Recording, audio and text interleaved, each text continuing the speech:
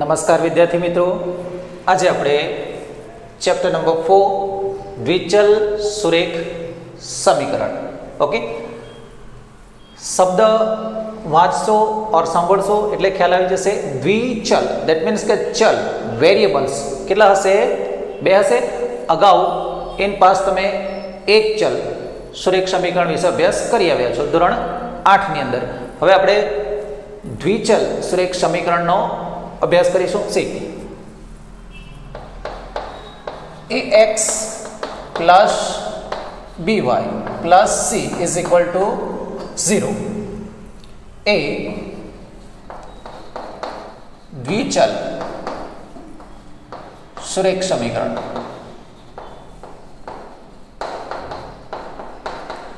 નું પ્રમાણિત સ્વરૂપ છે.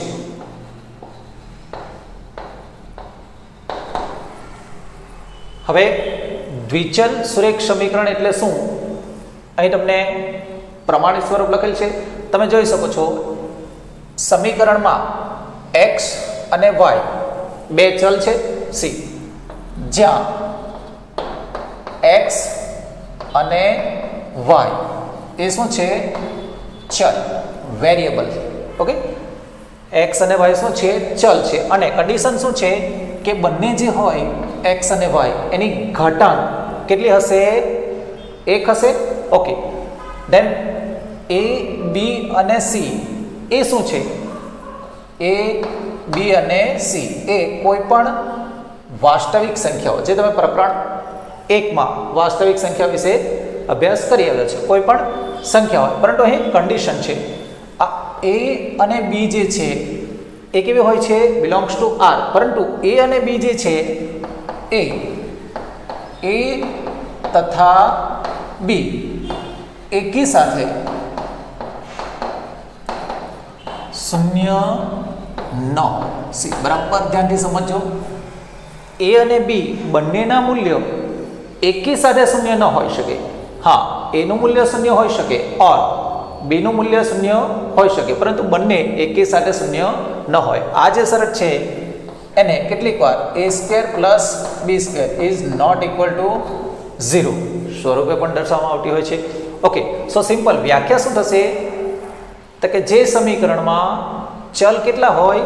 2 હોય અને બંનેની ઘાત કેટલી હોય? 1 હોય તથા કોઈ xy વાળું પદ પણ ન હોય તો તે સમીકરણને દ્વિચલ સુરેખ સમીકરણ કહે છે. સી એક ઉદાહરણ લઈશું. 3x plus 5y is equal to 10. 3x plus 5y is equal to 10 છે. હવે આ જે સમીકરણ છે એ દ્વિચલ સુરેખ સમીકરણ છે. સી ચલ x અને y છે જેમાં બંનેની ઘાતાંક કેટલી છે? 1 1 છે ઓર a b c belongs to R કોઈ પણ વાસ્તવિક સંખ્યાઓ છે. ઓકે, ધેટ મીન્સ કે આ જે સમીકરણ આપેલ છે એ દ્વિચલ સુરેખ સમીકરણ છે. ઓકે, એને સૌથી પહેલા પ્રમાણિત સ્વરૂપે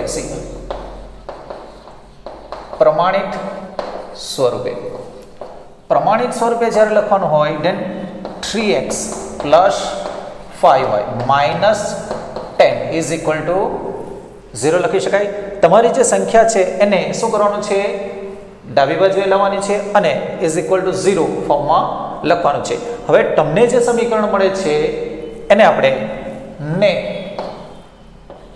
ax plus by plus c is equal to 0 સાથે સરખાવીશું. ધેન તમને x જે છે એની સાથે જે સહગુણક છે કેટલો છે? 1 છે. So value of a short question અંદર કામ લાગશે. Value of a is equal to 3 and b is equal to 5. Then c is equal to, જરા ધ્યાન રાખો, c ની વેલ્યુ જ્યારે લખો છો ત્યારે અહીં સાઇન કેવો છે? માઇનસ છે. Okay, then c is equal to minus 10 લેવું. ઓકે, સો આ રીતે તમને કોઈક સમીકરણ આપ્યું હોય એ દ્વિચલ સુરેખ સમીકરણ છે. ઓકે, છે કે નહીં એના માટે શું કરવું? ચલ જે છે x અને y એની ઘાત કેટલી હોવી જોઈએ? 1 હોવી જોઈએ. ચાલો ત્યાર પછી પ્રમાણિત સ્વરૂપે લખો. પ્રમાણિત સ્વરૂપે લખવા માટે શું કરવું?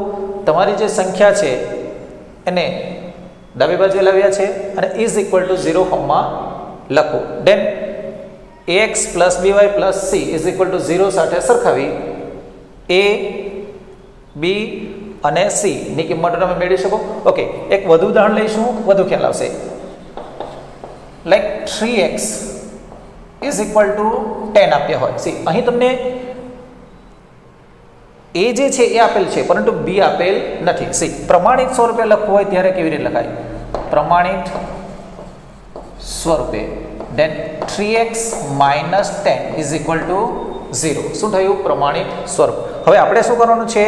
આગળ a b અને c ની કિંમત શોધો એવો પ્રશ્ન હોય then ax plus by plus c is equal to 0 સાથે સરખાવતા. Okay, then a is equal to 3 and b, હવે ચલ y વાળું જે પદ છે એ અંદર છે જ નહીં. ધેટ મીન્સ કે b જે છે એ કેટલા હશે? 0 હશે. 0 સાથે ગુણાકાર કરતા પદ શું થઈ જાય? 0 થઈ જાય, જે અહીં લખેલ નથી. And last one c is equal to -10. Okay, same situation ત્રીજા કિસ્સામાં જોઈશું. 5y is equal to 10 આપ્યા હોય, બરાબર છે. ઓકે, સો આ જે છે એ દ્વિચલ સુરેખ સમીકરણ છે કે નહીં? દેન છે, કારણ કે ચલ y આપેલ છે, એનું મૂલ્ય અહીં 0 છે. સો અહીં સૌથી પહેલા પ્રમાણિત સ્વરૂપે શું લખાશે? 5y minus 10 is equal to 0. Okay, હવે જો તમે 5 કેન્સલ કરવા માંગતા હોય તો પણ કરી શકો, પરંતુ આપણે જે છે એ જ ફોર્મમાં રાખીશું. સી હવે આ જે સમીકરણ છે એને ax plus by plus c is equal to 0 સાથે સરખાવતા ધેટ a જે છે એ અહીં આપણને મળશે નહીં. સી x વાળું પદ અંદર નથી. So value of a is equal to 0 and b is equal to 5, then c is equal to -10. Okay, so આ રીતે જ્યારે તમને સમીકરણ આપેલ હોય એને પ્રમાણિત સ્વરૂપમાં દર્શાવવાનું હોય ધેન તમને આપેલ સંખ્યાઓ જે છે જમણી બાજુ એને ડાબી બાજુ લાવી ઇઝ ઇક્વલ ટુ 0 સ્વરૂપે લખવું. Then ax plus by plus c is equal to 0 સાથે સરખાવી a b અને c ની કિંમતો તમે મેળવી શકો. કેટલાક કિસ્સાની અંદર y વાળું પદ ન આપેલું હોય then value of b is equal to 0 થઈ જશે. And second case when x વાળું પદ ન આપ્યું હોય then a is equal to 0 થઈ જશે. સો આ રીતે તમને શોર્ટ ક્વેશ્ચનની અંદર કામ લાગશે. વધુ આગળ આ જ ટોપિકમાં આગળ વધારીશું. અહીં આપણે જે સમજણ મેળવી છે એને રિલેટેડ એક ક્વેશ્ચન છે. નીચેના દરેક સમીકરણને પ્રમાણિત સ્વરૂપમાં દર્શાવો તથા દરેક માટે a b અને c ની કિંમત જણાવો. સિમ્પલ છે. પ્રમાણિત સ્વરૂપમાં દર્શાવો એટલે શું? તમને આપેલ સમીકરણ છે એની અંદર જમણી તરફ જો કોઈક સંખ્યા હોય, ચલ હોય, એને ડાબી તરફ લાવો અને ઇઝ ઇક્વલ ટુ 0 ફોર્મમાં લખો. સી અહીં આપણે પ્રમાણિત સ્વરૂપમાં લખીશું. સી પ્રમાણિત સ્વરૂપે then 5x plus 3y minus 45 is equal to 0. 45 જે છે એને આપણે શું કરીએ છીએ? ડાબી બાજુએ લાવ્યા છે. સો માઇનસ થશે ઇઝ ઇક્વલ ટુ 0 સ્વરૂપમાં આવી છે. ઓકે, ધેન આ જે સમીકરણ છે ને ax plus by plus c is equal to 0 સાથે સરખાવીશું. આપણે દરેક વખતે આ જે સ્ટેટમેન્ટ છે એ લખીશું નહીં, ડાયરેક્ટ જ આપણે કિંમતો લઈ લઈશું. Okay, so a is equal to 5, then b is equal to 3 and c is equal to -45. Okay, now second 0.3 પ્રમાણિત સ્વરૂપે લખીશું. 0.3x minus 0.8y plus minus છે પ્લસ થશે 2.4 is equal to 0. Okay, then ax plus by plus c is equal to 0 સાથે compare કરીશું. then A is equal to 0.3, B is equal to 0.8 and C is equal to 2.4. Okay, second one જોઈશું. આ જે બે પદો છે એને આપણે ડાબી બાજુએ લાવીશું. C x minus 2/5 y minus 10 is equal to 0 પ્રમાણિત સ્વરૂપ થઈ જાય છે. દેન a b અને c ની કિંમતો માટે ax plus by plus c is equal to 0 સાથે કમ્પેર કરીશું. દેન a અહીં સહગુણકને આપેલ નથી, જ્યારે સહગુણક ન હોય દેન એક સમજવું. Then b is equal to minus c. Minus સાઇનને ખાસ ધ્યાનમાં રાખો, કેટલાક 2/5 લખી દેતા હોય છે. ઓકે, સાઇન પણ લખો, ચિહ્ન સહિત લખો 2/5 and c is equal to -10. Okay, simple છે. ઓકે, આગળ વધારીશું. પ્રમાણિત સ્વરૂપે લખીશું. then pi x minus 3y minus 18 is equal to 0. now value of a is equal to pi. x નો સહગુણક જે હોય એ શું કહેવાય? a કહેવાય. then pi થશે. Okay, b is equal to -3 and c is equal to -18. so simple. Okay, પ્રમાણિત સ્વરૂપે 6x minus 5y minus 4.27 bar.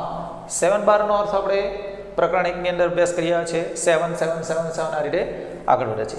Okay, then a b અને c ની વેલ્યુ મેળવીશું. સો a is equal to 6, b is equal to -5 and c is equal to -4.27 bar. Okay, આગળ વધારીશું. પરંતુ અહીં જરા ધ્યાન રાખો, ચલ x જે છે એ ક્યાં છે? પાછળ છે, બીજા પર છે. સો આગળ લઈશું. પ્રમાણિત સ્વરૂપે લખીએ ત્યારે -3x આગળ લઈએ છીએ. દેન +2y -14 is equal to 0. હવે a b c ની વેલ્યુ મેળવીશું. a is equal to -3, a is equal to coefficient of x and b is equal to coefficient of y નો સહગુણક. so b is equal to 2 and c is equal to -14. Simple છે. આગળ વધારીએ છીએ. હવે x કઈ બાજુ છે? Right side પર છે. ઓકે, લેફ્ટ સાઈડ પર લાવીશું. then -x plus y -5 is equal to 0 થશે પ્રમાણિત સ્વરૂપે. then a is equal to, અહીં કશું જ નથી, then 1, પરંતુ આગળ સાઇન શું છે? Minus. so -1, b is equal to 1 and c is equal to -5. Okay, last one 3x પ્રમાણિત સ્વરૂપે દર્શાવીશું. 3x minus 2y minus 1.5 bar is equal to 0. then a is equal to 3, b is equal to -2 and c is equal to -1.5 bar. Okay, so simple, ખૂબ જ સરળ છે. Okay, C હવે તમારે શું કરવાનું છે? આ રીતે બ્લેકબોર્ડ પર પ્રશ્ન લખ્યો હોય તમારે સ્ક્રીનશોટ લઈ લેવાનો છે અને પછી કોપી કરી લેવાની છે. ઓકે, સો સ્ક્રીનશોટ લઈ લો. હવે પ્રશ્ન 2 જોઈશું. નીચેના દરેક સમીકરણને દ્વિચલ સુરેખ સમીકરણ તરીકે પ્રમાણિત સ્વરૂપમાં દર્શાવો. સિમ્પલ છે, જે અગાઉ આપણે જોઈ ગયા છે એ જ પેટર્ન છે. પ્રમાણિત સ્વરૂપે દર્શાવો. then 5x અહીં 10 માઇનસ છે, સો પ્લસ થઈ જશે ઇઝ ઇક્વલ ટુ 0. પરંતુ આ જે સમીકરણ છે એને આપણે કંઈક આ પ્રકારે લખીશું. 5x ચલ y વાળું પદ છે એ નથી, દેટ મીન્સ કે b ઇઝ ઇક્વલ ટુ 0. સો અહીં આપણે 0y plus 10 is equal to 0 સ્વરૂપે લખીશું. Okay, then πx minus 3.14 is equal to 0. અહીં પણ ચલ y વાળું પદ નથી, સો πx plus 0y minus 3.14 is equal to 0 લઈ શકાય. અહીં 4y minus 24 is equal to 0. અહીં ચલ x વાળું પદ જે છે એનો સહગુણક 0 છે, દેટ મીન્સ કે a ની કિંમત કેટલી છે? 0 છે. So 0x plus 4y minus 24 is equal to 0 લઈશું. દેન લાસ્ટ વન 3y માઇનસ 11 છે, લેફ્ટ સાઈડ આવશે પ્લસ થઈ જશે ઇઝ ઇક્વલ ટુ 0. અહીં પણ ચલ x જે છે એનો સહગુણક કેટલો છે? 0 છે. So 0x plus 3y plus 11 is equal to 0. Okay.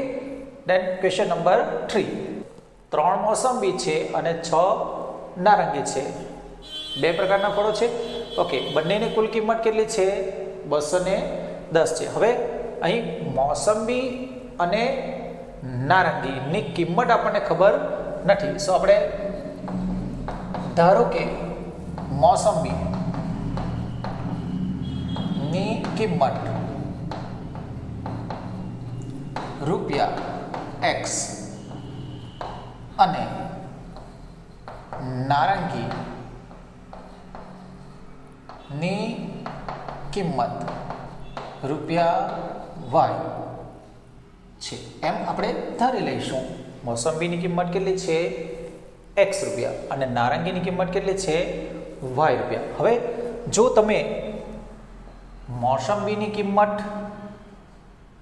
10 રૂપિયા હોય, મોસંબીની કિંમત કેટલી હોય? 10 રૂપિયા. દેન તમે મોસંબી કેટલી ખરીદો છો? 3. દેન પૈસા કેટલા થશે ઓર રૂપિયા કેટલા થશે? તો કે એનો જે ભાવ હોય તે અને એના જે નંગ હોય એ કેટલા થશે? 30. એ જ રીતે 6 શું છે? નારંગી છે અને નારંગીની કિંમત જો માની લો કે 20 રૂપિયા હોય, દેન 6 દુ 12 પ્રમાણે 120 થશે. ઇન શોર્ટ આપણે જે ફોર્મ્યુલા સમજવાનું છે એ અહીં શું છે? નંગ. 3 6 એ શું છે? નંગ અને આ શું છે? એનો ભાવ અથવા તો કિંમત. બરાબર છે? નંગ ગુણ્યા કિંમત બરાબર જે તે વસ્તુની કિંમત મળી જાય. સો અહીં તમારી પાસે મોસંબી કેટલી છે? 3 છે. સો 3 વસ્તુની સંખ્યા કેટલી છે? 3 અને એનો ભાવ શું છે? x છે. સો 3x થશે. એ જ રીતે 6 શું છે? નારંગી છે અને એની કિંમત કેટલી છે? y છે. સો 3x and 6y બંને મળી કેટલા થશે?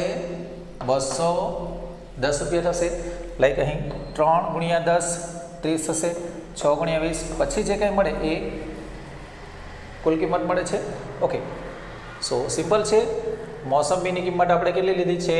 x લીધી છે. દેન નારંગીની કિંમત કેટલા y છે. ઓકે. દેન 3 શું છે? મોસંબી. સો 3x 6 શું છે? નારંગી છે. સો 6y બંને મળીને કુલ કેટલા રૂપિયા થાય છે? 210. તમે આ જે સમીકરણ છે એને પ્રમાણિત સ્વરૂપે દર્શાવવા માંગતા હોય દેન 3x plus 6y minus 210 is equal to 0 100 રૂપિયા લખી શકો. ઓર હજુ તમે નાનું બનાવવા માંગતા હોય દેન 3 દુ 6 70 ગુણ્યા 3. ઓકે. 3 સામાન્ય લેવા હોય તો પણ તમે લઈ શકો છો. ઓકે. પરંતુ અહીં સુધી કરશો તો પણ ચાલશે. ઓકે. દેન એક્ઝામ્પલ નંબર 4. રમકડાની દુકાનમાં એક બેટની કિંમત એક બોલની કિંમત કરતાં 5 ગણી છે. બે વસ્તુઓ વિશે વાત કરેલ છે. બેટ અને બોલ. ઓકે. સો સૌથી પહેલાં આપણે ધારી લઈશું. ધારો કે બેટની કિંમત ₹x અને બોલની કિંમત ₹y છે. હવે કોઈ પણ વસ્તુ ખરીદો એટલે એના જે નંગ હોય તે અને એનો જે ભાવ હોય તે પ્રમાણે એની કિંમત થાય. સો સિમ્પલ. અહીં કુલ પૈસા વિશે વાત નથી કરેલી. અહીં તમને બંનેની જે કિંમત છે એની કમ્પેરિઝન છે. એક બેટની કિંમત એટલે કે x એ શું છે? બોલની કિંમત કરતા એટલે કે y કરતા શું છે?